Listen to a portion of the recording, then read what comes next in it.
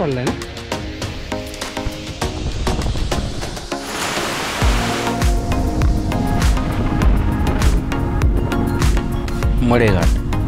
मडेघाट हा पुणे जिल्ह्याच्या दक्षिण भागास वेल्हे तालुक्यामध्ये आहे. येथे जाण्यासाठी पुण्यावरून 2 मार्ग आहेत. एक खडकवासला पावे मार्गे वेल्हे, दुसरा मुंबई बेंगलोर हायवे पकडून नसरापूर येथून वेल्हे.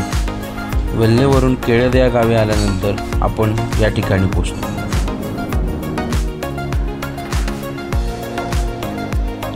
खडकवासल्यानंतर खानापूर हे एक छोटं गाव आहे.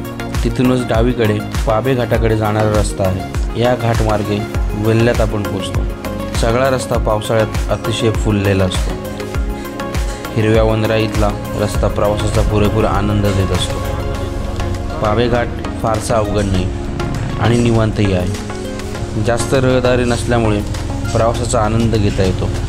शिवाय जोडीला भरभरून निसर्गाचं वरदानही आहे.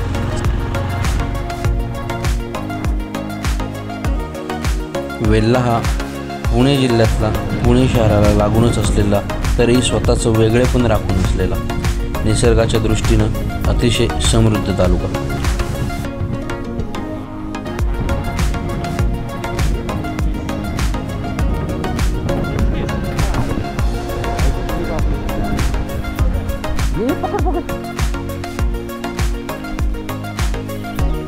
पकड ना.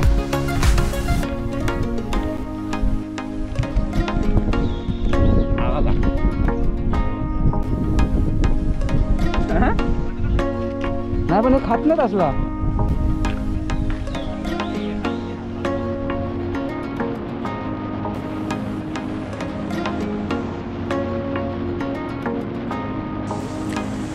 वेल्हेमध्ये पोचल्यानंतर सरळ तोरणा किल्ल्याकडे न जाता उजवीकडे वळल्यानंतर एक साधारणतः 18 ते 20 किलोमीटरवरती केळद हे गाव लागतं. याच गावामध्ये पोचतो मडेघाट धबधब्याच्या इथे.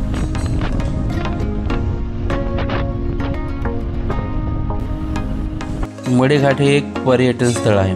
घाट म्हटलं की आपल्याला घाट रस्ता आठवतो, परंतु येथून कोणताही गाडी रस्ता जात नाही. तर काही पायवाटा मात्र खाली कोकणात महाडमध्ये उतरतात. याला मडेघाट हे नाव का पडलं? सुभेदार तानाजी मालुसरे कोंढाण्याच्या लढाईत धारातीर्थी पडले. त्यानंतर त्यांचं पार्थिव शरीर, ज्याला मराठीमध्ये मढ असं म्हणतात, ते या घाटाने खाली कोकणात त्यांच्या उमरठी या गावी नेले. म्हणून या घाटाला मडेघाट असं नाव पडलं.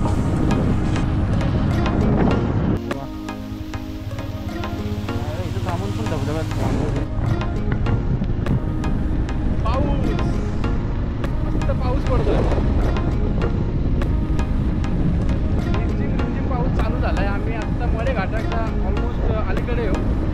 एक 10 ते 15 किलोमीटर आम्ही अलीकडे. रिमझिम पाऊस चालू झालेला आहे. धबधब्याचा आनंद आत्ता आम्हाला बाईकवरतीच मिळतोय.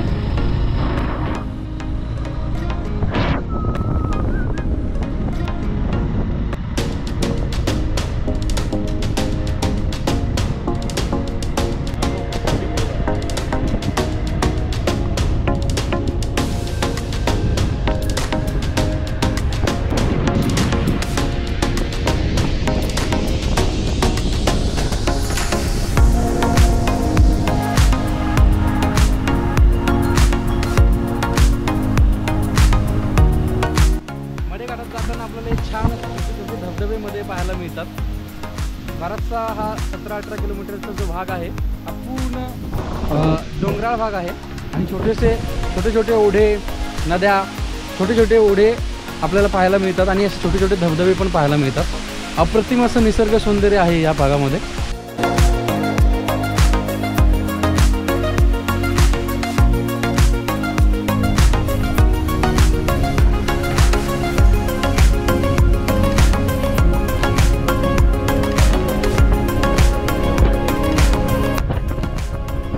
मडेघाट सरळ ना.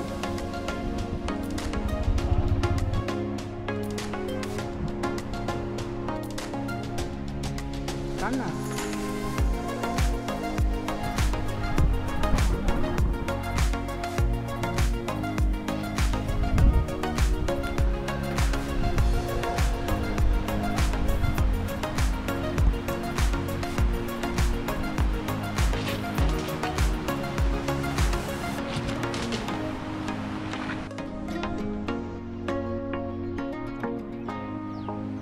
आताच पडलाय ना?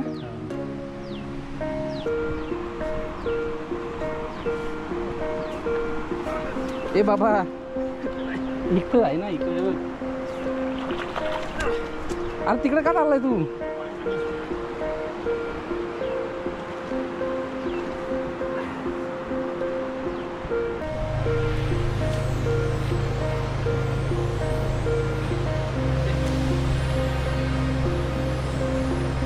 गोडे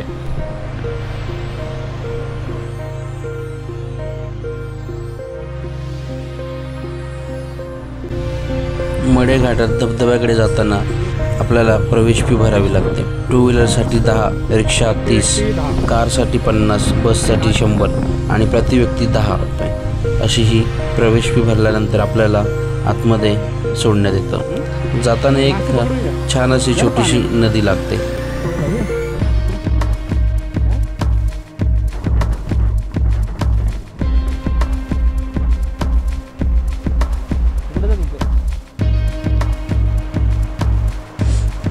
इथून काहीच अंतर पुढे गेल्यानंतर आपण पोहोचतो मडेघाट धबधब्यापाशी. धबधब्यापाशी पोहोचताना अगोदर थोडासा कच्चा रस्ता आहे, पण अगदी धबधब्यापर्यंत आपण गाडी घेऊन जाऊ शकतो अशी व्यवस्था आहे.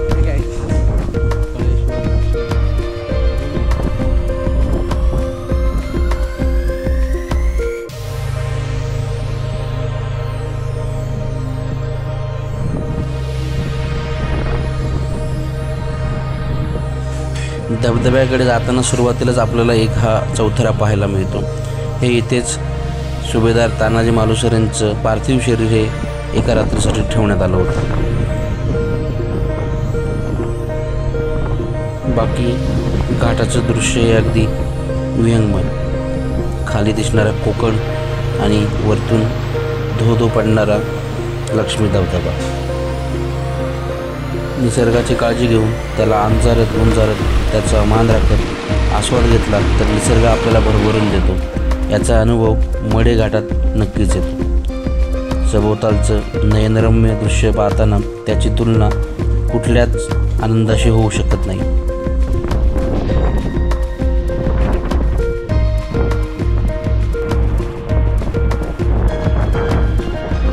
आपण मडेघाट धबधब्यावरती एकदम मस्त असं मावळे पाऊस आलेला आहे आणि पाऊस आणि वारा असल्यामुळे ना आपण बघितलं ना तरी पाणी असं वरती उडतंय बघा.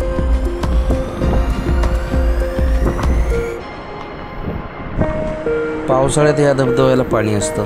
ऑक्टोबर नंतर मात्र टिपूसही पाणी नसतं. धबधबा कड्यावरून उतरतो आणि खाली कोकणात महाडमध्ये काळ या नदीला जाऊन समाविष्ट होतो. इथूनच खाली कडा उतरून पायी महाडच्या दिशेने जाता येते.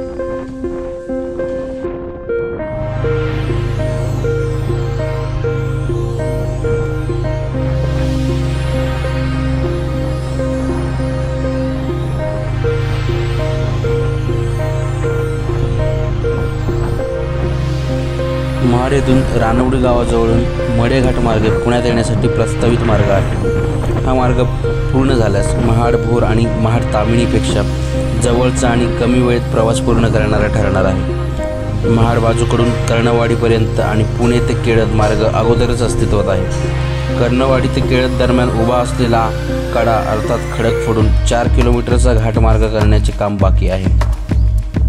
धबधब्याच्या साईडची जी दुकानं आहेत त्याच्या बाजूने धबधब्याच्या खालच्या बाजूला दरीत उतरता येते. दरीत उतरून जाण्यासाठीची जी पायवाट आहे, पावसाळ्यात इथून जाताना जरा जास्त काळजी घ्यावी. कुटुंबाबरोबर असाल तर इकडे न फिरकलेलेच बरं.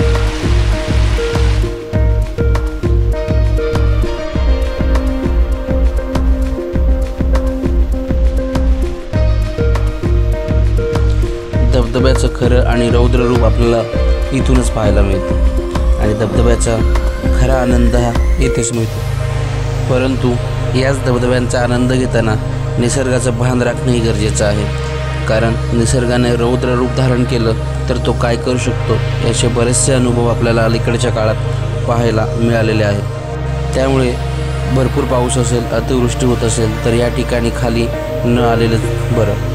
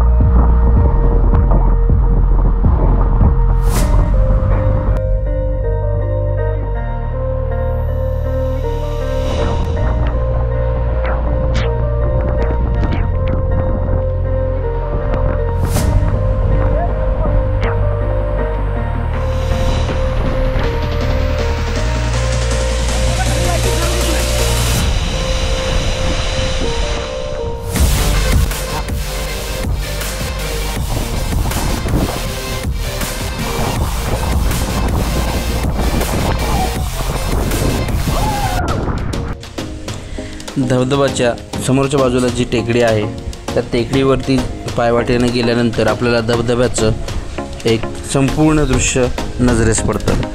संपूर्ण धबधबा खाली जाताना आपल्याला पाहावयास मिळतो आणि खरंच नजरेला सुखावणारं हे दृश्य मन अगदी प्रफुल्लित होतं.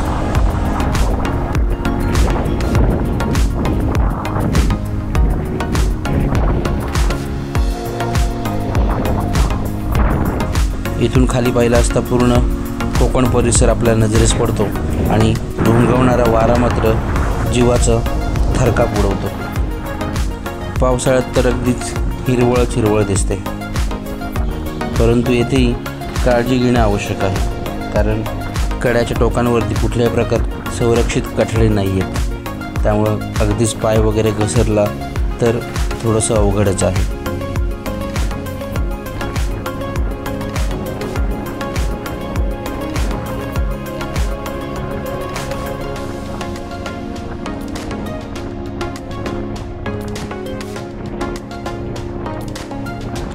धबधब्याचा आनंद घेऊन झाल्यानंतर पेटपूजा ही आवश्यकच. त्यातच जर बुट्टा जवळपास मिळत असेल तर मनाला कोण आवरणार. तर आम्ही बुट्टा खाऊन परतीच्या प्रवासाला निघालो.